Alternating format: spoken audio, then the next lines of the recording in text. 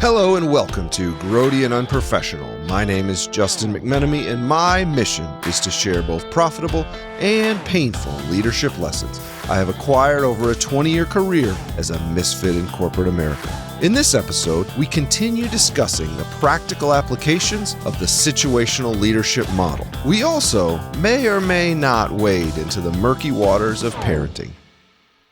Caleb, welcome back to another episode of Grody and Unprofessional. You snuck in a fourth episode. I told you last time that you were going to get royalties if you did 3. Well, 4, you're definitely in at this point. I want to continue our conversation where we wrapped up last episode. We were talking about situational leadership.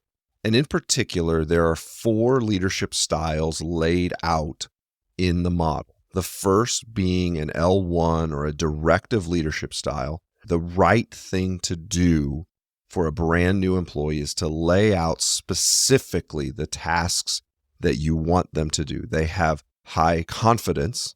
They're excited to be there, but they have a low competence. You want to harness the energy of the high confidence and give direction to that energy.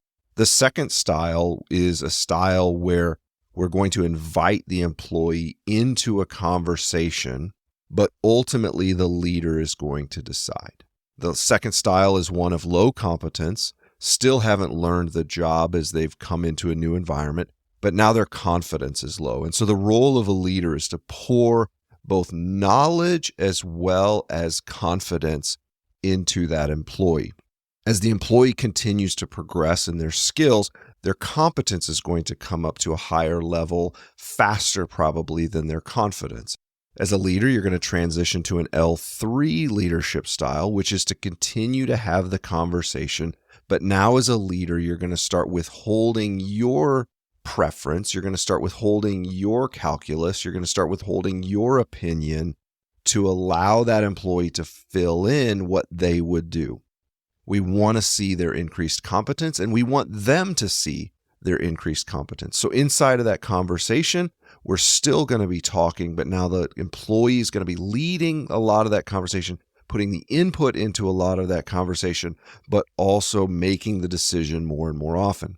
And then finally, we move to the L4 leadership style, which is that there isn't a conversation. There's really a leader that now gives a commander's intent to a high-functioning, high-confident, experienced employee in that environment, and they are able to go. They can figure out the prioritizations, they can figure out execution, they can figure out communication plans, anything that needs to be done. You as a leader are now in, candidly, a supporting role of giving that employee room to run. The thing that we talked about is that each of those leadership styles has a place and a time which is dependent on the competence and the confidence of the employee for the specific task.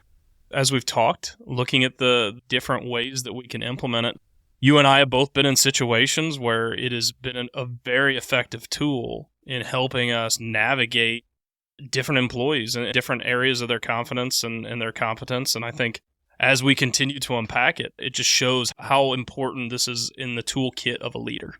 The other category, and we briefly touched on it, but I want to live on it a little bit longer here, is in my observation across my career in organizations I've been in, an employee has to be able to get to L2 or L3 in order to retain employment. Yes. Yeah. In the professional environment, in the professional world, a person that just doesn't mind living as an L1, it takes too much time. It takes too much effort. It's not a scalable solution to have a person that just says, yeah, at 4:30, once the boxes are ticked, I just kind of stop thinking about it. You know what? I don't really care about the inside baseball. You can tell me if you want. If you want to let it off your chest, that's fine. Just tell me what to do and I'll do it.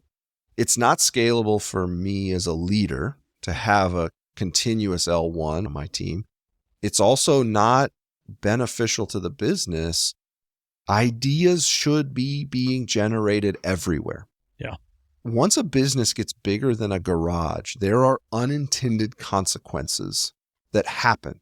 great ideas that can happen in a conference room, but by the time they make it to the field, it's a dumpster fire. Even with the greatest of intentions, you have to have employees at every level that are trying to understand the inside baseball. Yeah. Because when they see something out of bounds, they raise their hands and say, that's not how this is supposed to go. We've been talking, and I know what you might have been intending to do, but that's not what's happening. An employee that just mindlessly ticks the box is a liability more and beyond just doing or not doing what they're asked. How do you coach the comfortable L1? With the comfortable L1, I like the way you put that. One of the things that I often try to do in order to get somebody to take that next step out of, I'm just going to receive the task list, I'm good with that, I don't need to think any further, is eventually a problem's going to arise with their task list, with what they're trying to do. A barrier's going to show up, an issue's going to happen.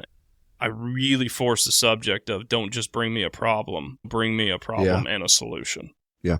Even if it's a bad one. Even if it's a bad one. I don't care. I want to see you put some mind share into it, because if all we do is bring in this problem and you say, here, I've got this problem, please take care of it for me. At that point, I know you don't want to take the next step to be critically thinking about how to resolve these items, and you just want to hand it off so that way you could get back to your task list. Yep. Those are not the employees that I want, because they don't help the business grow. At that point, then I would dive in. If several times they come with a problem and there's no solution and they get frustrated because you're just supposed to fix my problems, I agree I'm supposed to be a supporting element as a leader, but I at least want your mind share. At that point, we have to have the conversation of, is this the right career path for you? Yes. If you're wanting to just go through a task list every day, there are plenty of careers in the world that allow you to do this. In a professional environment where we're trying to grow a business, a task list individual is not what I need on my team. Having that conversation then of, okay, as we look at the future of who you want to be, if in there is, I want to be a people leader, if in there is, I want to be the best expert in the environment that you're working in, those are great, but you can't just be a task list contributor at that point. Right. Similar to what you said, I try at the beginning to give them the benefit of the doubt. Yeah.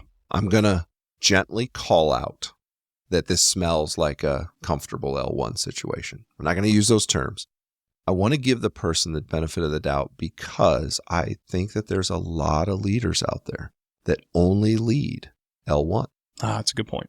They only lead L1. And so there's a lot of employees that for whatever reason, their first job was at this company under that leader, and they may have spent 6 or 7 years in which trying to grow beyond an L1 got you in trouble. Yeah, their muscle memory. Their muscle memory is to the L1. I try to say it might be a learned trait. The only way I can find out is if you, A, realize, B, care to change it. I interacted with employees that when we called it out in increasingly clear terms, they're like, well, that's who I am. Yeah. That's where you got to go down the path that you said. There's a lot of career opportunities. They just aren't here. They just aren't in this role. The other one, and you touched on it as well, is if we'll call it polite or indirect means of bringing it up. If they're not catching what you're putting down, at some point they want a raise. Yeah. Every employee ever at some point wants a raise or wants to understand the career trajectory. That's where it happens in blunt force, if needed. If we have been trying to do it through one-on-ones and we've been trying to do it in situ and you're just not picking it up, when the person comes in and says, I want a raise, the answer is a person that gets a raise here does this. Yep. A, B, C. They come with solutions. They make recommendations. They're increasingly learning the inside baseball. They're doing this. You can lay out very directly what behaviors L2s do, L3s do. Mm-hmm. You can't jump all the way to the L4 because that's just a bridge too far for them. But you can lay out very distinctly the decisions and the tactics and the approach that an L2 takes and say, that's how you get a raise here. Yeah. It puts them to a decision. Again, these are the like eighth receiver. I'm not going there on day one, but it's to say it has to come to a head. There can't be a decade where you as a leader are trying to grow the organization to L4 and an individual just flat out says, that's not who I am. I just want to be told what to do. Every organization that I want to be a part of, just there's not room for that. Yeah. The L1 discussion in the raise, something that I have done in some of those conversations, the individual will come in, they'll say, hey, I've been thinking about it. I think I need better compensation. Why haven't I received a raise? Oftentimes, to your point, I use that as a platform to talk about the things that deliver raises in the organization. And then because they're in that L1 position, this is the platform that I get for them to start thinking broader. In order for you to receive a raise in this organization is you have to earn it. Mm-hmm. And by earning it, what I would like to see is a game plan on what are the areas you're going to grow. What are the opportunities that you're going to sharpen your skill set in? And we're going to build a plan to work towards that raise. Yes. That conversation does two things. One, it allows the employee to say, okay, I didn't walk out of here with a straight no. Yes. I'm not getting it today, but I do have hope to get it tomorrow or at a later date. The other thing it does is now it makes them, as the L1, say, I can't just rely on a task list delivered by somebody else. I have to start thinking about what are the factors that would help me grow that. Then I have to come back and deliver it to the individual that's going to hold me accountable to it. Yes. That, for me, has been an excellent tool in the tool belt to handle that conversation. Absolutely. Absolutely. So another direction I want to go with this conversation, as we've said, you as a leader, you're using these four constructs and trying to apply them to a situation. So an employee comes into the room and we're talking about a specific topic. You as a leader are trying to assess which of these approaches is the most appropriate, whether I give a directive, whether we have a conversation, how much of my opinion do I put in the conversation, or do I just give commander's intent and say, Godspeed and God bless? It's an inexact science. Yeah. It's absolutely an inexact science. People don't fit perfectly into every situation. We talked about situations of the overconfident person. We talked about other derivatives of this. Having thought in this way, having operated in this way for more than a decade, an observation that I have is that in general, employees will give grace if you as a leader take the style that is either the where they are or the neighbor. Mm-hmm. You will get grace with an L3 employee if you give a little bit too much of your opinion in the conversation. And you'll even get grace from an L4 employee that you say, hey, I'd like to talk about it.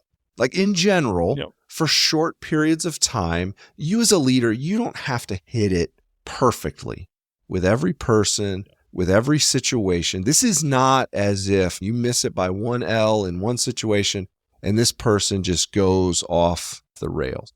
Now, they're probably going to drop hints. Mm-hmm. Oh, yeah. Either in their facial expression, in their body posture, in their phraseology. They're going to probably drop hints to you as a leader that says, okay, I'll entertain this conversation, but this is odd. Again, you as a leader are assessing, they may be overconfident, they may not be competent in the new situation, but it is to say you as a leader are going into the situation and you kind of got to pick an approach, not in advance. You can pick the approach as the situation emerges, but you're also looking for those feedback tones to say, okay, do they appreciate this leadership style? What I have seen, there is almost no patience when you're off by 2 levels. There's almost no grace when you're off by 3. If you walk into a person that is competent and confident and has demonstrated history and you say, Bill, here's your task list for the day. It is a rare employee that's going to actually do that task list, and an even rarer one that's going to do it with a smile. And if the approach is because I said so, you're going to be drawn into a conversation with HR The HR might not be there when the conversation begins, but they're most likely going to be there when the conversation ends. This can happen, right? So we can all sit here and theoretical and say, man, this is so crazy. Who would ever do this? Where I see this happen is when a leader is new. Yes. And the employee is tenured. Mm-hmm. And that can be that the leader is new to leadership, or because the leader is new to that group or new to that discipline. You come in as a leader, you might be a tenured leader and you've been in marketing for 20 years and you get a role inside of sales. Mm-hmm. There are people that have spent their entire career in sales at that organization. Now, you as a leader are uncomfortable because you're a little bit out of your realm. A leader that's uncomfortable, what is his temptation? Take control. Control the narrative. If we're going down my way. That's right. And so there's this temptation. Even good leaders are tempted to fall into an L1 style or an L2 style with L4 employees when my tenure and my experience, and I don't understand the inside baseball as well as the individual contributor understands the inside baseball. And if you're not careful, you could end up with a mutiny on your hand. I've seen it happen before. And sometimes worse than mutiny is desertion. Yeah. Sometimes you just end up with an abandoned ship situation. And what ends up happening a lot of times is every L4 that walks out the door is replaced by an L1. The organization actually propagates to the normative behavior of the leader.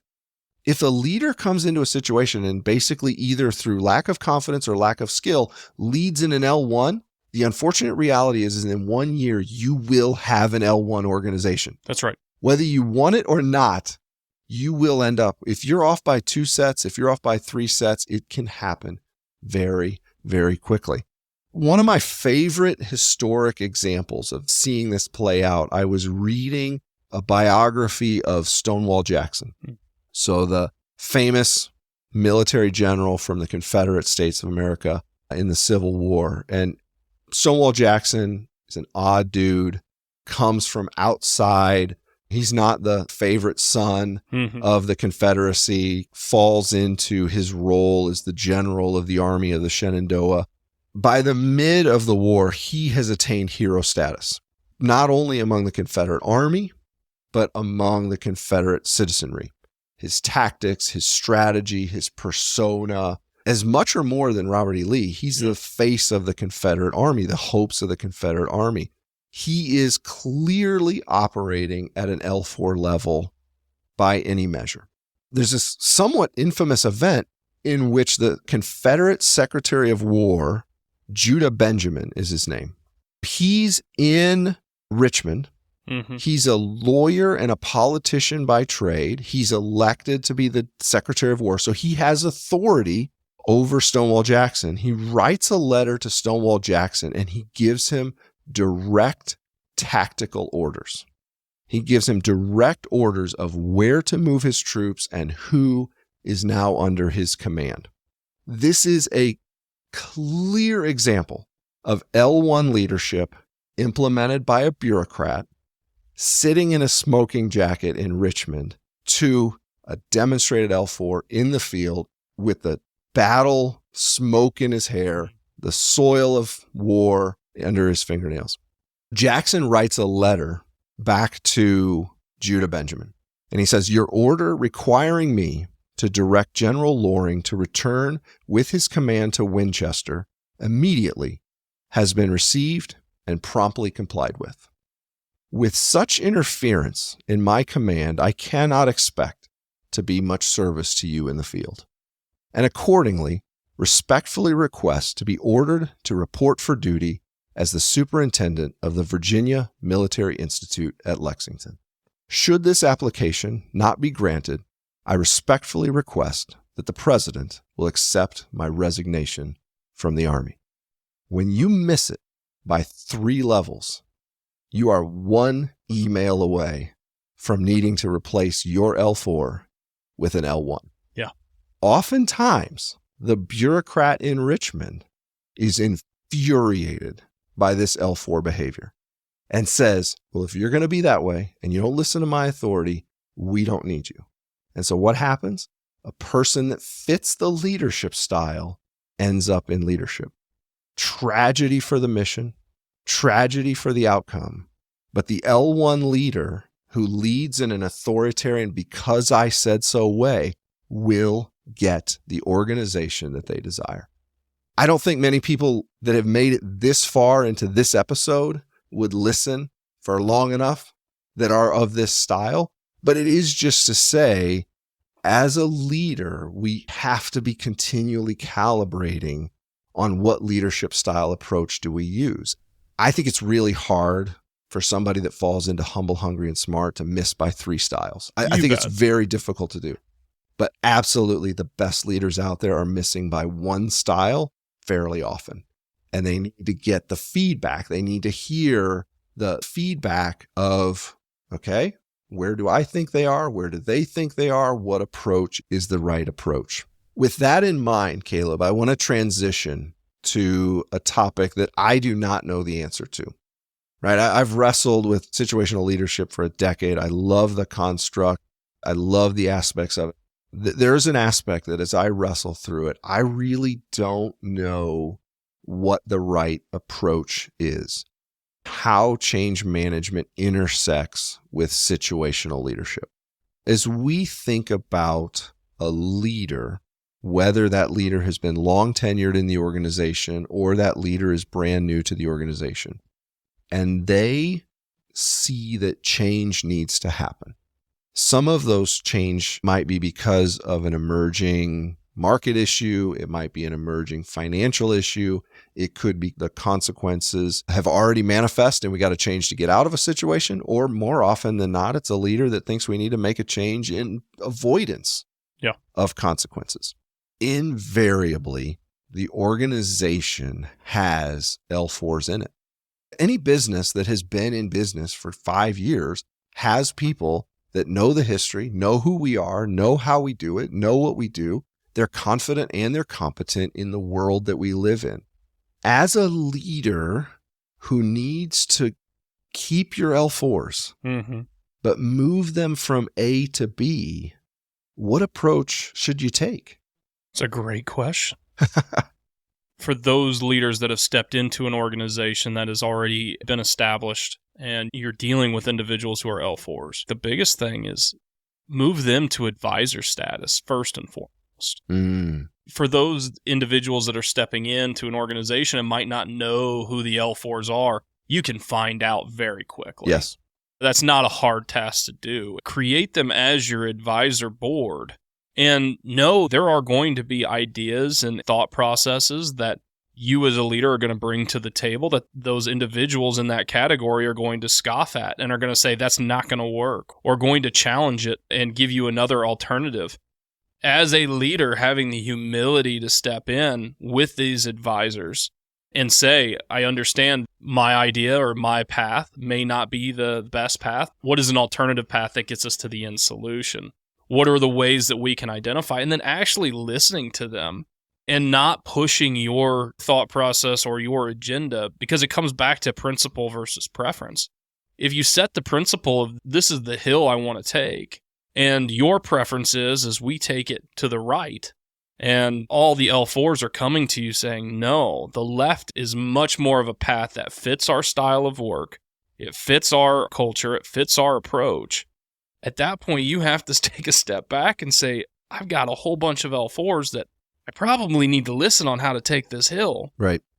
Because the downside is if I don't listen to those L4s, they're all going to be now moved into L1 when I say, no, you must take. We're going to cycle out. Yep. And now you've just moved them all to L1. At that point, you've moved 3 stages down. Yep. Those individuals will either become derelict or they will depart. Yes.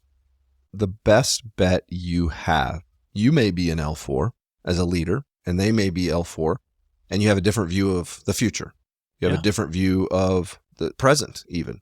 There's a couple things. One you touched on, and I'll come back to it, is to bring them into advisor status. The other one is spending the time to attempt to convince the L4 that the environment has changed. Yeah. That's a good point. That's a really good point. It doesn't happen in an email.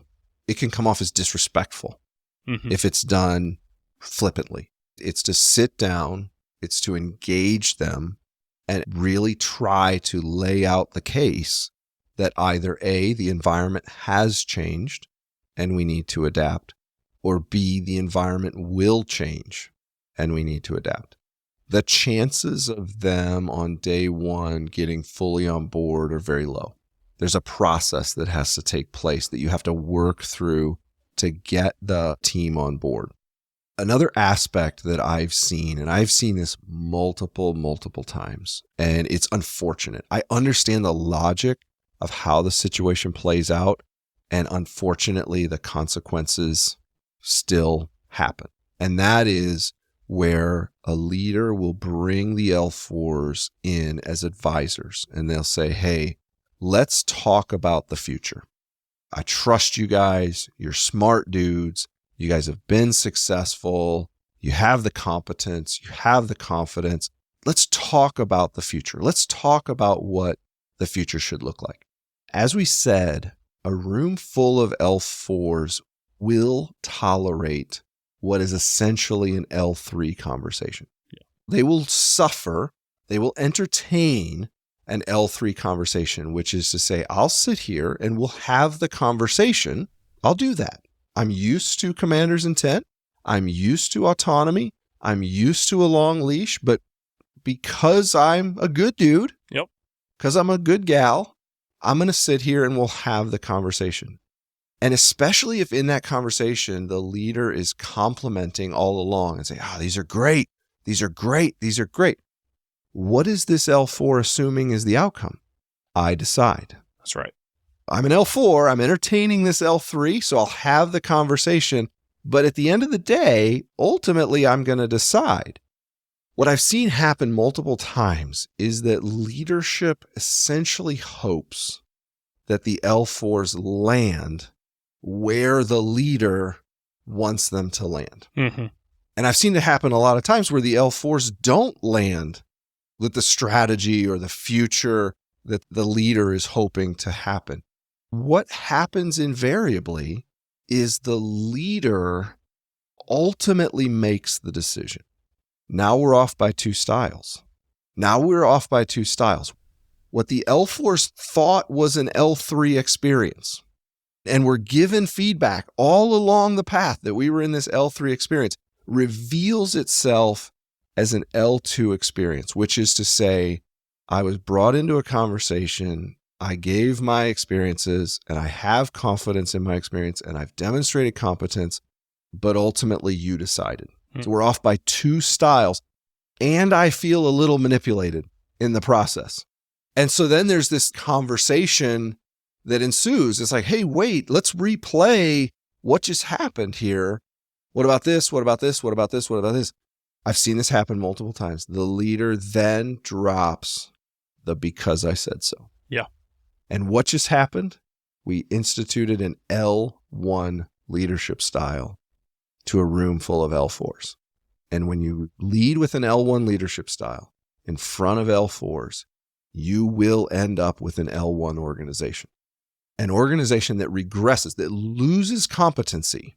And unfortunately, the leader in place is not yet demonstrated that they are a leader that is willing and able to lead in these higher styles. You end up with an L1 organization and a leader that has demonstrated that when the going gets tough, L1 is the style that we're going to employ. I'm not saying I know how to solve it. Yeah. I think you can look across history. This is a massive reality, right? I've spent a ton of time around acquisition, not just in my own professional life, but in reading about it, in friends that have been acquired. And there is just this known thing that when you acquire a business, the leadership of the organization cycles. You can absolutely end up with a lobotomy inside of a year, inside of an organization. And there's a bunch of layers of like, well, they like the startup, or they were related to the founder, or they used to do this. I don't think that has to be a foregone conclusion. I don't believe that when you acquire a business that the best value for the shareholder, the best value for the business is that you have to cycle out all of the leaders as a direct result. But I do believe the situational leadership touches on a vein of why this happens. And it's because the acquiring leadership is viewed as L1 by a room full of L4s. And ultimately, I've talked to so many consultants, I've talked to so many businesses that acquire other businesses, and they will, when pressed, I had a conversation last week with a consultant. When pressed, they will say, because I said so, because I own you. Yeah. That's fine. You have every right to say that. But that is the definition of L1 leadership, and you will not retain your L4s. You never will retain your L4s if the opening conversation is, sorry, bucko, your contributions, your experience, everything that you've had, it's a new world. In the free world, you're going to get a letter like Mr. Jackson, which says, with such interference in my command, I cannot expect to be much service to you in the field. I don't think it has to be a foregone conclusion, but I absolutely believe it is thin ice. Because when you acquire an organization, invariably over time, there has to be influence between the acquired and the acquiree. Unless you're Warren Buffett, you're not acquiring businesses to orbit in their own universes. That's right. There has to be gravitational impact of one to the other. As I think about acquiring a business, the goal is to deliver value to the shareholder, either through synergistic acquiring the product, acquiring the talent, acquiring the customer base, or through complementary acquiring a new way of doing business. Yeah. Part of that is retaining the L4s inside of that business. I don't yet fully understand how to navigate those waters, but I think part of navigating those waters is first and foremost understanding that they are really complex waters to navigate. To the point of them being complex, one of the key components, when you talk about change management, when you talk about engaging with an L4 leadership group or individuals who operate in most situations at an L4, it's time. The time of understanding the context, the time of understanding the why, and then helping formulate and craft a mission when it comes to change management, that mission that the individuals that operate at an L4 situation, that they buy into.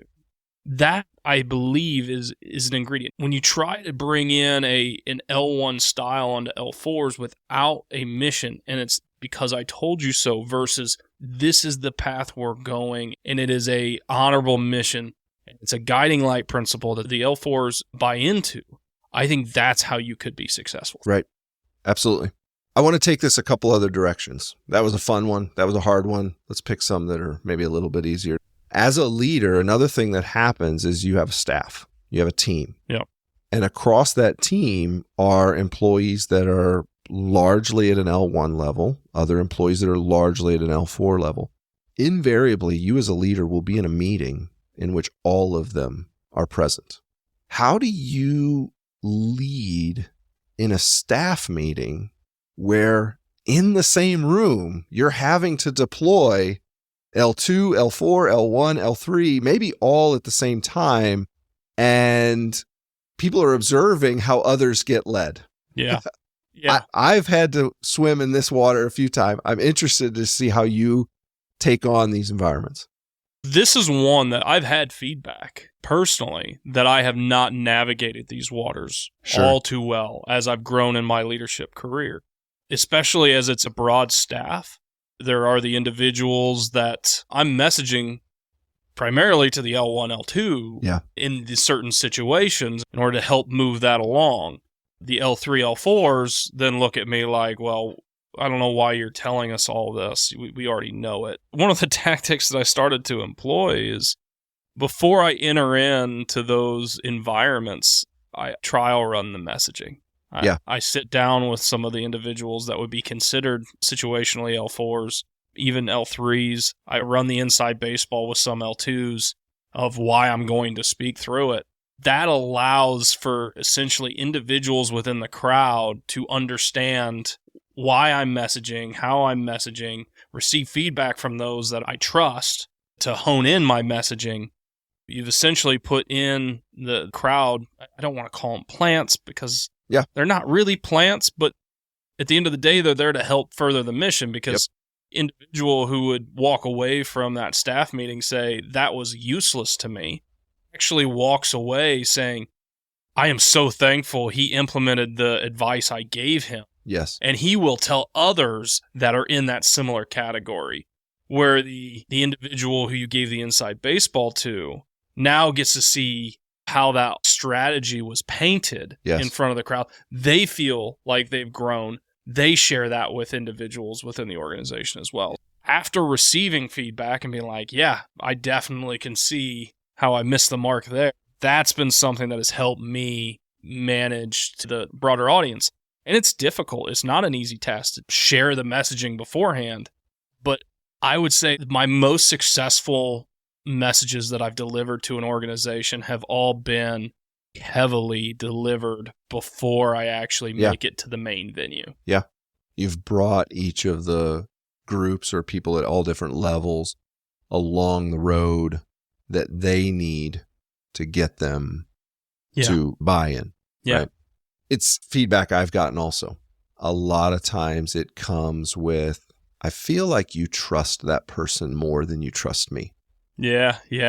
It may be a room full of multiple people on your team are presenting across the day. That's the hardest one. Yeah. When you're the leader that's presenting, you can take the approach of getting everybody there. When your team is presenting, there have been times where I have not been the best and I have done too much L2 in public. And then the next presenter steps up and I L4. And then the next presenter steps up and I L3. That's how I've operated with that individual in the one-on-one setting for years. What I've observed is it's very natural to fall into the leadership style for where that individual is. It's problematic if it's done too much in public, and especially in close proximity to other leadership styles of peers of theirs. It was a painful lesson to learn, which was to say, sometimes the most appropriate way to lead someone presenting is to take the notes and then give them the feedback and do some of the leadership in a one-on-one setting, not because you're being deceptive. This is not under the layer of, I'm going to treat everybody the same in public and treat them differently in private. That is true, but I'm not doing it to manipulate. I'm doing it to benefit. That's right. That was really hard feedback to get when a person comes and says, hey, I feel like you don't trust me as much as you may trust these other people.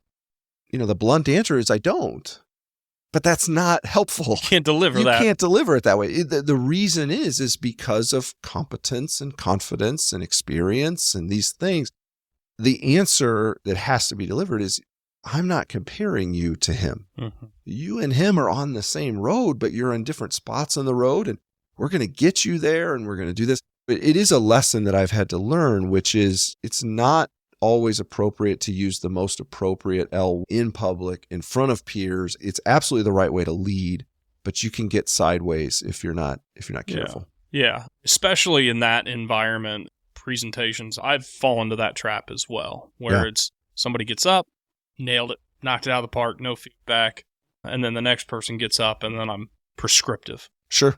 To your point, one of the things that I've also encouraged is take the notes and provide feedback later on, but encouraging the group to then provide feedback, because oftentimes the community can also help in that environment. The community will become the L2 leader in that moment, and then you can reinforce it in the one-on-one after the fact without you having to say a word. Absolutely. That's really a good strategy. That's one that I should definitely employ more often. Once again, the only reason I've employed it is because I did the wrong thing. Right. So the last place that I want to go, and this is as much for me, how does this affect parenting? Curveball. Curveball. I would probably turn that question around on you as seeing as though in the stage of parenting I am following your insights. And so that would actually help me, because with a 2 and a 4-year-old right now, more so with the 2-year-old, I am very much in the L1 phase of parenting. That's right. Like to an exhaustive level. To an exhausting level, right. I think that there's a lot of overlap. Yeah. At the end of the day, as I think about, for me, success in parenting, it is creating an autonomous contributor to society.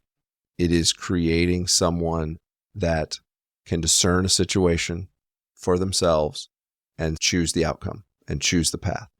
I think there's a lot of overlap where you are in the parenting phase, in that pre-K phase. There's a lot of L1. Yeah. It's almost all L1, because if it wasn't L1, there would be nothing but ice cream and Crocs. Which is what my Disney trip last week was. That's pretty much. There's no pants ever involved if you allow for L2 and L3. I think that there's a temptation, and I felt this temptation, to extend L1 way too far. Mm. At the end of the day, if the goal as an 18, 19, 20-year-old is to have an L4, you've got to find opportunity for L2. You've got to find an opportunity for L3. You are moving from a director to an advisor. Yeah. A successful relationship on the back end is where there's still relationship, but there's not directive. There's conversation, there's discussion, but at the end of the day, they're deciding most of the time. And I'm talking about at age 20, and I'm talking about as they launch. I hate people that assume that their single data point of parenting applies to everybody else. So that's not where I'm going. Yeah. I'm not going to tell you how well or not well I'm doing at this. I'm just saying that as I think about and have thought about this leadership approach, a lot of the same temptations that happen in leadership are happening at the same degree in the parenting phase. That L4 empty nest that I haven't gotten there yet, but there are people that I've talked to that are like, well, I'm not needed anymore. Mm-hmm. It's the same temptation as your employees move to L4, that as the kids move to L4, it's like, well, man, I poured a ton in. Yeah. Again, I'm only midfield on this thing, but I view this construct as very helpful about deciding what classes does my freshman sign up for. Mm. Is that an L1 conversation? Is that an L2 conversation? Is that an L3 conversation? Or is that an L4 conversation? I'm not saying that it's one conversation for every high schooler across America, but I do think it's an interesting construct to consider. Yeah. How do you approach what sport your 8-year-old wants to play? How do you approach these different decisions? Ultimately, principle versus preference, man, it lives here. Yeah. It lives here, right? And there's a lot of, like you said, you don't want to use because I said so, even with your 2-year-old and your 4-year-old. I don't think it should be with a 16-year-old either. That seems like a usually long goes extension. The opposite direction Exactly. At that point. So anyway, as I've wrestled with it, it's an interesting application. Oh, I love that. One of the things you said there was the relationship. What relationship will you have at the 19, the 20-year-old? Yeah. Andy Stanley and Sandra Stanley, they came out with a book called Parenting. It's a phenomenal book. Highly recommend it. They keep making the statement or the motto, parent with the relationship in mind. Mm-hmm. As you're going through these stages in your parenting journey, know that your end goal is to have a relationship with your kids at the end of the day. And for me, I was super blessed with my parents. I have a great relationship with them because I did see them walk through the steps of the L1 phase, the L2 phase, and now the L4 phase. It's very interesting when you start to apply that to both parenting and to leading people. That relationship element pops up again. That's at the end of the day, business is about relationships. And whether it's parenting on situational leadership or whether it's coaching and leading people on situational leadership, it all leads back to that relationship element, which is just interesting. That's right. Caleb, I can't thank you enough. As always, it's such an awesome time to sit down and talk about leadership. I didn't think I was doing a parenting podcast. That's definitely the first question I've ever given about parenting. Disregard it if you don't like it. I can't thank you enough for stopping by. I appreciate it as always. This is always a fun time. Awesome. For those that wish to share praise, feedback, accolades, or large sums of money, you can reach me at justin@grody.io. For those that fall into the category of the comfortable L1, I would like to point out that it was Caleb and not me that compared you to a 2-year-old. Or did he? I guess you'll just have to listen to the episode again, preferably using a second podcast player.